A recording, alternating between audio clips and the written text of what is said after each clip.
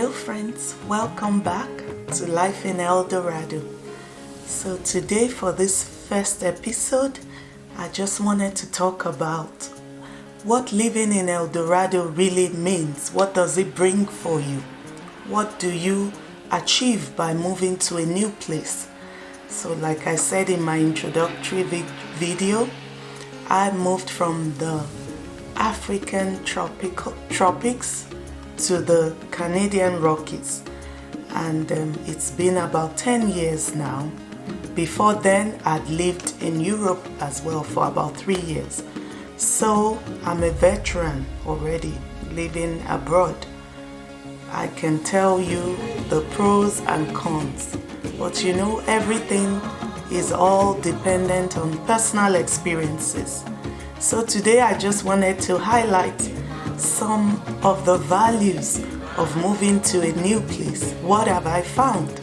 And for me, the first thing, which is the reason why most people move from a place like Africa to coming to live in the West, is a better infrastructure and a better quality of life.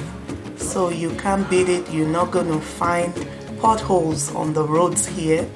You have consistent power supply. You have good health facilities, good healthcare facilities, good schools for your children, you know, and the list goes on and on. However, that also comes with a heavy tax price on your salary, but at least you see that the government cares for you. You see that things work here. You can actually schedule your day, which is what I really love. You can wake up at 5 a.m. and say, I'm gonna be at work by 7 because the bus is timed, the train is timed. You can map it all out, and pretty much without any hassle, you can really meet your deadlines as you need to. But you know, we can't say exactly the same for our life in Africa, for instance. Are you talking about the traffic jam, which should not even exist in the first place? But we have horrific traffic jams due to bad road infrastructure. Another highlight of me living in the West is also good family life, good quality of life. Because here you don't have your family, your extended family, you're all scattered all around the world. Your immediate family will bond better. You have no choice but to get used to spending time with each other, because you don't have the luxury of having extended family that would have, you know, big events like weddings, like birthdays. Like, you don't have too much of that. You do get the occasional time where you can do that, but it's not often, especially for us in the Canadian Rockies where it is so cold. So we hibernate like bears in the winter, and our winter lasts pretty much, the cold season lasts pretty much from anytime from mid-September all the way to March. Sometimes in April and May we're still getting snow. So that helps the family to bond better, which is a huge plus.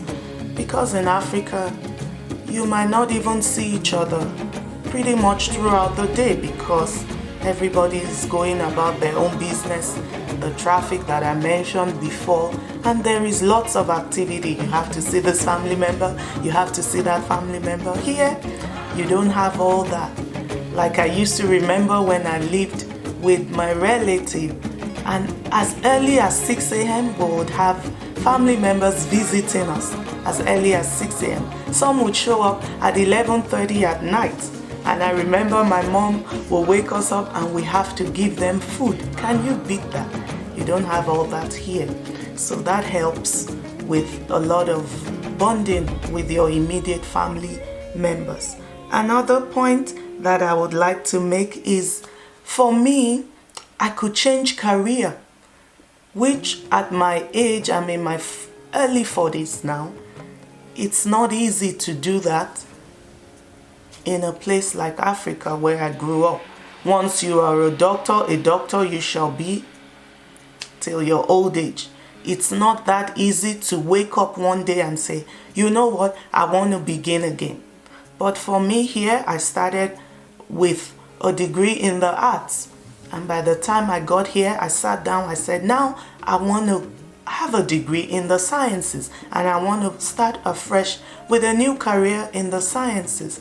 It's taken me a while. Like I said, it's been about 10 years, but I am happy to say I have my career in the sciences, which is not likely in other parts of the world. So that is a major plus, but you have to commit to doing what you need to do, like re-educating yourself. You have to go back to school, you have to retrain, and it is tough. The rigor is there, and it's not what you might be used to, but all the resources you need to succeed, you have it here at your fingertips. It now comes with a decision from you and tenacity to stay the course and to achieve your goals at the end of the day. And then finally, I would like to say, moving to a new place is brave and it is brilliant. You get to learn a new culture. I have been that kind of person since I was little. I wanted to see the world. I learned a new language even in my country where people didn't speak French. I learned to speak French and I was so good at it. So that opened my mind. I wanted to learn what other people eat, what they wear. I'm always curious and interested in that. So living in the West, living abroad, living in a new place would afford you the opportunity to learn a new culture, to meet new people, to broaden your horizon. If you do things the same way you've been doing it since a young age, you're not likely to know much. It is good to be broad in your mind. And here, another thing, you can integrate with other people. I've made a lot of friends from different parts of the world. They like different things. They don't look like me. They don't speak like me. They don't eat like me. They don't do what I do. But we've been able to find a connection point. I learn from them and they learn from me. And I think that makes the world a better place. It makes it rich. It makes it more livable for all of us, the human race. So I hope you've enjoyed this edition of Life in Eldorado. Till I come your way again in the next video, it's bye for now. Keep dreaming and keep living your life, your best life now. Bye.